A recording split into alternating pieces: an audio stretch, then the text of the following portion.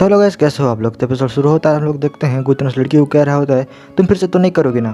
तो लड़की भी बोलती है हाँ मैं फिर से नहीं करूंगी, प्लीज मुझे छोड़ दो। फिर गुतन कहता है क्या तुम चाहती हो कि योई को मैं तुम्हारे बॉडी से रिमूव कर दूं। तो लड़की बोलती है हाँ उसको रिमूव करो ना जल्दी से। फिर गुतन कहता है वो तो तुम्हारे परफॉर्मेंस के ऊपर डिपेंड करता है। तो लड़की शर्मा जाती है और उससे पूछने लगती है तुम मुझसे क्या चाहते हो। अगर तुम मुझे बोलोगे कि तुमको लव करने के लिए तो मैं बिल्कुल भी नहीं करने वाली हूँ। फिर गुतन उस लड़की को आंख मारता है और कहता है तुम क्या बातें कर रही हो, मुझे नहीं करना तुम्हारे साथ लव बब। मुझे उस टाइम जो भी करना था वो तो मैं सिगरेट बाउंड्री के अंदर ऑलरेडी कर चुका हूँ। अभी तक मैं रुका हूँ लेकिन मैं तो ऑलरेडी कर चुका हूँ और तुम उतना बुरी भी नहीं थी और अब मुझे तुम में कोई भी इंटरेस्ट नहीं है। और लड़की बोरी होती है साले तेरी तो ऐसी की तैसी। फिर वो अपने मन में कहती है मैं उसको गाली नहीं दे सकती, अगर मैं उसको गाली दूंगी तो वो इजाबिला कियोई को मुझसे नहीं रिमूव करेगा। फिर वो लड़की प्यार से कहने लगती है प्लीज बस मुझे जाने दो ना। गुतन कहता है मैंने तुमको पहले ही कहा था मैं तुमको जाने दूंगा लेकिन वो तुम्हारे परफॉर्मेंस के ऊपर डिपेंड करता है। फिर वो लड़की बोलती है ओके मैं तुम्हारे बातों के ऊपर एग्री हो गई हूँ, तुम्हें क्या चाहिए बोलो। फिर गुतन सोचने लगता है और सोचने के बाद कहता है चलो तुम थोड़ा मेरा मसाज ही कर लो, मसाज करने के बाद मेरा ब्लड फ्लो अच्छा हो जाएगा। लड़की बोलती है क्या तुम सच में चाहती हो कि मैं तुम्हारा मसाज करूँ। फिर वो लड़की बोलती है ओके ओके मैं तुम्हारा मसाज कर दूंगी और तुम जो भी बोलेगे वो मैं कर दूंगी,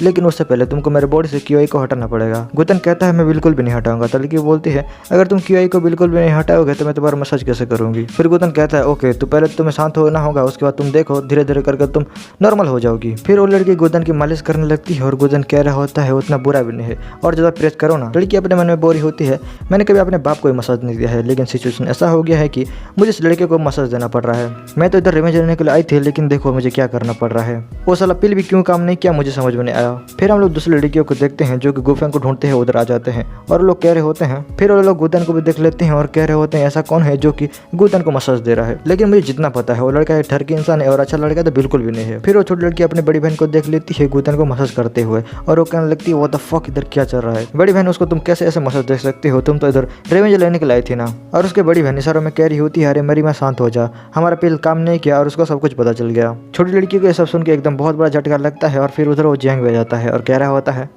होता है तुम क्या मरना चाहते हो जो कि 6 मिनट के पास बैठे हुए हो। फिर वो जाफेंग उस लड़के को चुप रहने के लिए कहता है और वो कहने लगता है कि तुम इधर 6 मिनट के पास रिलैक्स कर रहे हो लेकिन तुम उतना काबिल भी नहीं हो कि तुम इधर रिलैक्स कर सको। फिर वो लड़का एक वाइन का बोतल निकालता है और कहता है तुमको वाइन पी लेना चाहिए। फिर छोटी लड़की बोलती है गुफेंग ऐसा वाइन नहीं पीता है, तुम देख रहे हो ना गुफेंग मून से वाइन पीता है।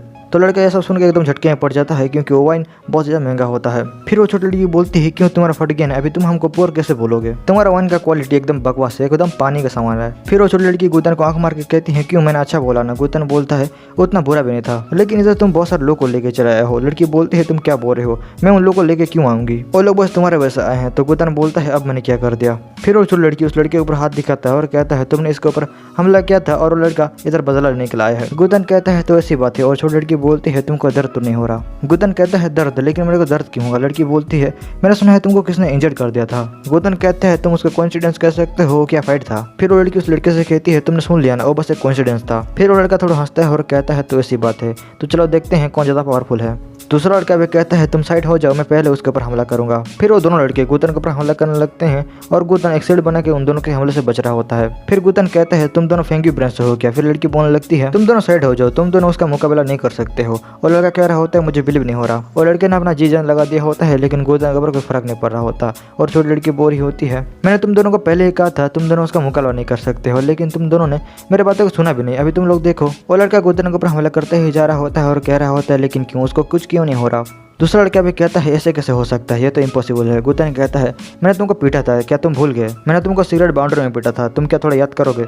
मैं सोच रहा था तुम सबक सीख के होगे लेकिन तुम तो अभी तक सुधरे नहीं हो। वो लड़का अपने मन में सोच रहा होता है अभी मैं करूँ तो करूँ क्या, अगर मैं उसके साथ फाइट करता हूँ तो मैं हारने वाला हूँ और मेरा रेपुटेशन भी खराब होने वाला है, अगर मैं उसके ऊपर अटैक नहीं करता हूँ तो फिर भी मेरा रेपुटेशन खराब होने वाला है। फिर दोनों मिलकर गुतन के ऊपर हमला करने लगते हैं लेकिन गुतन को फिर भी कुछ नहीं होता। गुतन उधर अपना शील्ड बना के खड़ा होता है और उधर खड़े हुए लड़के लोग भी कहने लगते हैं हम भी तुम्हारा हेल्प करेंगे। और उधर के लोग भी उन लोग की हेल्प करने लगते हैं और गुतन के ऊपर अटैक करने लगते हैं। गुतन कह रहा होता है सो इंटरेस्टिंग। फिर उधर धुआं हो जाता है और छोटी लड़की बोलती है बड़ी बहन इधर क्या हो रहा है। उसकी बड़ी बहन भी बोलती है मुझे नहीं पता। फिर गुतन बड़े स्टाइल में कहता है तुम लोग बस इतना ही कर सकते हो क्या, तुम लोग अभी इधर से चले जाओ और किसी दिन वापस आना, क्योंकि आज एल्डर का बैन क्विक है और मैं इधर फाइट करना नहीं चाहता। फिर वो लड़का गुस्सा हो जाता है और कहने लगता है मुझे पता चल गया है तुम एक इविल कल्टिवेटर हो। फिर वो सब लोग को कहने लगता है चलो सब लोग मिल जाते हैं और उसको किल कर देते हैं। उधर के लोग भी कह रहे होते हैं उसके पास स्ट्रॉन्ग बॉडी है तो क्या हो गया, अगर हम लोग साथ में मिल जाते चाहते हैं तो उसको आराम से हरा सकते हैं। फिर वो लड़की बोलती है तुम लोग बेवकूफ मत बनो, गुफेंग कोई इविल कल्टीवेटर बिल्कुल भी नहीं है। फिर भी बोलती है करेक्ट, तुम लोग को इतना कुछ करने की कोई जरूरत नहीं है, तुम लोग शांत हो सकते हो। और लड़का कहते हैं हम लोग तुम्हारी बातों को नहीं सुनने वाले हैं, क्योंकि मुझे पता चल गया है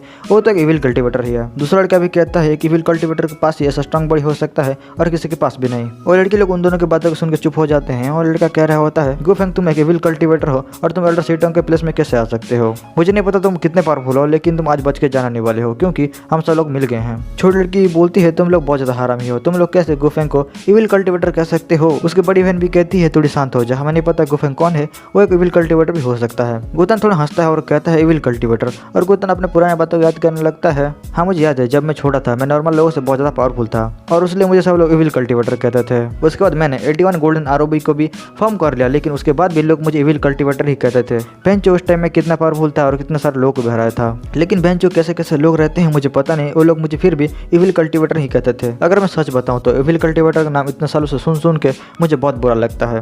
फिर उधर के सब लोग कहने लगते हैं जल्दी करो सब लोग, हम सब लोग मिल जाते हैं और उसको किल कर देते हैं। वो लड़का एक इविल कल्टीवेटर है और उस लड़के को जैसे भी करके मरना ही होगा। वो लड़की जुयर बोलती है तुम लोग मेरे बातों को सुनो, गुफेंग कोई इविल कल्टीवेटर बिल्कुल भी नहीं है। अगर वो इविल कल्टीवेटर होता तो उसके बॉडी से इविल किए हुए निकलना चाहिए, और जैसा कि तुम लोग देख सकते हो उसके बॉडी से कोई भी इविल किए हुए नहीं निकल रहा। लड़का बोलता है मिस तुमको कुछ भी नहीं पता है, क्या पता उसने अपना इविल किए हुए को छिपा कर रखा होगा। मुझे नहीं पता कैसे, लेकिन मुझे उस लड़के को आज मारना ही है। दूसरा लड़का भी कहता है फिर तुम्हारी बातों से ऐसा लगता है तुम उस लड़के को सपोर्ट कर रहे हो, लेकिन वो लड़का एक इविल कल्टीवेटर है।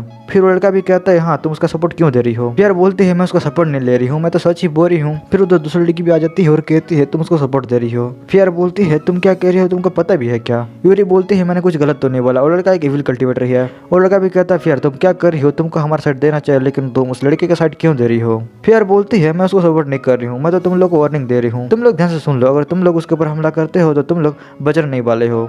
फिर वो लड़का कहता है तुम कोई जोक तो नहीं कर रही हो ना, हम लोग इधर इतने सारे लड़के खड़े हुए हैं और लड़का हमारा क्या ही कर लेगा। वो कोई भगवान नहीं है जो कि हमारे इतने सारे लोग को हरा सकता है अकेले ही। और मैं तुमको भी वार्निंग दे रहा हूँ, अगर तुम उसके साइड लेती हो तो मैं तुमको गिल्ड से निकाल दूंगा। फिर बोलती है तुम लोग मेरे बातों को समझ क्यों नहीं रहे हो। फिर दूसरी लड़की कहती है फिर उन लोग को मरने दो, तुमको और ज्यादा बोलने की कोई जरूरत नहीं है, तुमने उन लोग को वार्निंग दे दिया और तुम्हारा काम खत्म भी हो गया। अगर वो लोग तुम्हारी बातों को नहीं सुनते हैं तो उन लोग की गलती है। फिर वो लड़का गुद्दन से कहने लगता है तुम इतने सारे लोग को देख के डर गए हो, ये हमारे मोनार्च की जगह है और हम लोग तुम्हारे से इविल कल्टीवेटर से बचा कर रखते हैं। फिर गुतन जोर जोर से हंसने लगता है और कहता है तुम लोग 100% श्योर तो हो ना मैं एक इविल कल्टीवेटर हूँ, सोच समझ के बोला करो, अगर तुम लोग कुछ भी उल्टा सीधा कहते हो तो तुम लोग बिल्कुल भी नहीं बचने वाले हो।